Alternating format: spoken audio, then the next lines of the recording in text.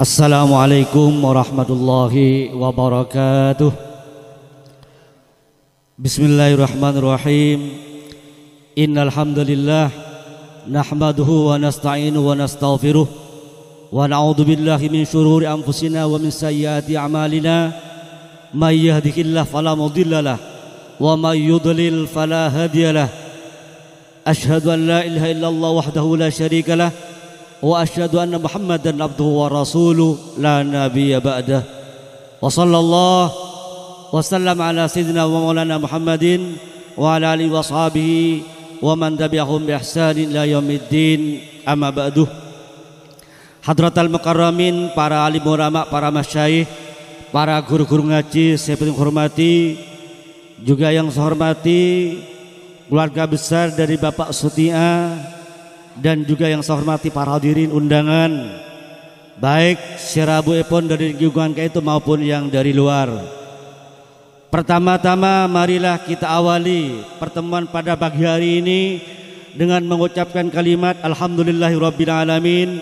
Sekadima betung serajuna stajah pada laku semangkin keto diberikan oleh Allah suatu kemudahan sehingga bisa hadir dekat rintoh kalaban setong acara engkika rintoh.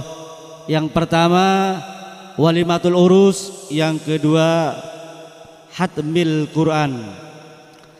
Para hadirin undangan yang dirahmati Allah, kalau tidak panjang lebar, cuma sedikit akan mengutip tentang bedana pernikahan. Pernikahan keto, tanggung jawab dari pernikahan keto sebagaimana telah Rasulullah SAW katakan, hakul waladi ala walidihi, kewajiban dari makin orang tua terhadap makin anak-anaknya itu banyak. Yang terakhir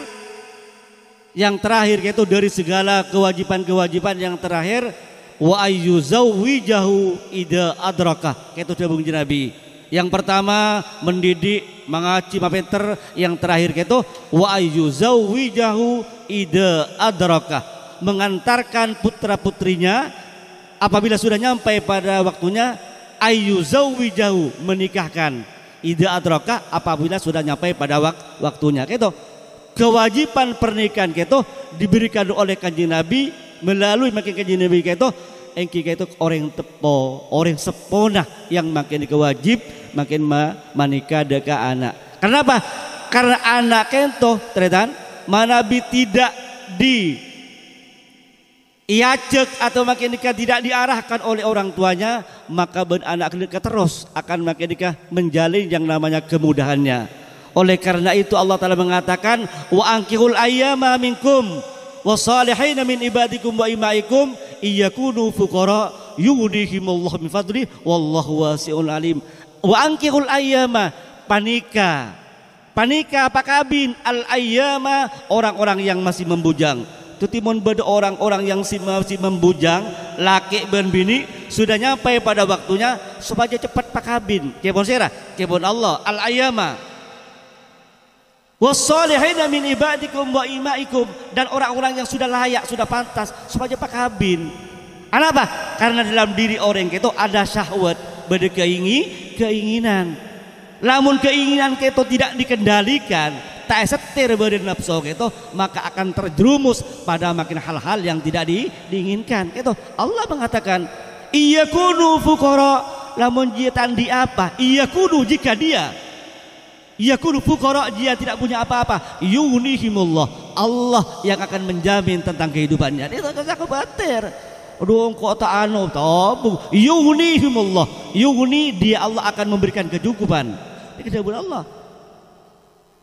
Itu tahu sama makin kebatir tentang makin nikah perjalanan hidup dari orang sepakabin.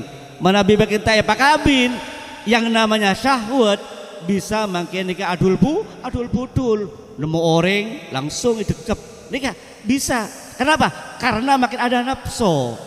Nafsu ini harus dikendalikan. Bagaimana cara mengendalikan? Bila pun dapat waktunya supaya makin epakabin. Muntah epakabin kayak bunda Kanjeng Nabi, man hama haulal hima yusik ayyaqafi, barang siapa aleng-leng epeng kira jureng sudah nyampe Kita makin kepabin man hama haulal hima, barang siapa mengelilingi sebuah jurang yusik ayyaqafi, maka dia akan hampir jatuh pada jurang itu. Itu bakal ke jurang nih.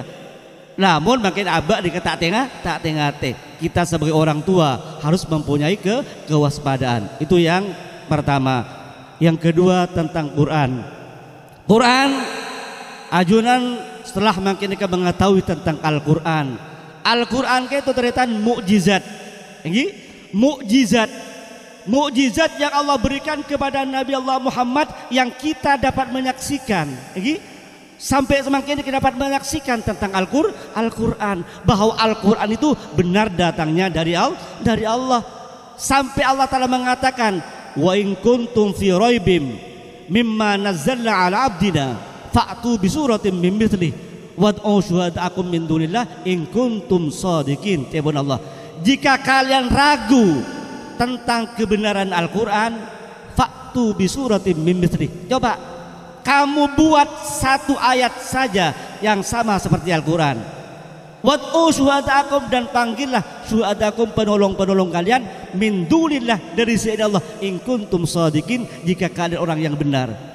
Fa illam taf'alu, maka jika kalian tidak mampu melakukan akibat Al-Quran, walan taf'alu, dan tidak akan mampu melakukan, fattaku, maka takutlah kalian an-nar, terhadap api neraka, allati waquduha, yang bahan bakarnya annas, manusia, wal hijaratu, dan batu-batu, uiddat, neraka itu disiapkan lil kafirina, bagi orang-orang yang ingkar terhadap kebenaran yang namanya Al-Quran. Itu Al-Quran. Jadi putra putri kita harus oning harus Al-Quran. Cuma dan gue menekankan, jangan cuma sebatas bisa membaca, harus tahu apa yang terkandung di dalamnya. Bisa. Karena apa? Karena Allah telah menjamin tentang Al-Quran. Kemudian Allah, walaqad yassarnal Quran lidzikri. Walaqad yassarna, dan sungguh kami mudahkan Al-Quran lidzikri, untuk dipelajari. Fahal mim mudzakir, apakah ada orang yang mau mempelajari? Gitu. Ayat itu diulang sang Allah Ta'ala sampai 4 kali ayat di satu surat. Setong surat mereka beliaki ayat itu sampai 4 kali. Itu menunjukkan bahwa Al-Quran itu adalah mudah dipelajari, baik di segi membacanya atau memahami apa yang terkandung di dalamnya. Itulah Al-Quran. Mungkin itu yang dapat saya sampaikan sebagai wakil dari makin Al-Mukarram. Saya semakin insyaallah ada halangan untuk makin menghadiri tempat itu. Orang benar-benar ta'ala kompeten gula anyun maaf dengan diakhiri walafu minkum. Wassalamualaikum warahmatullahi wabarakatuh.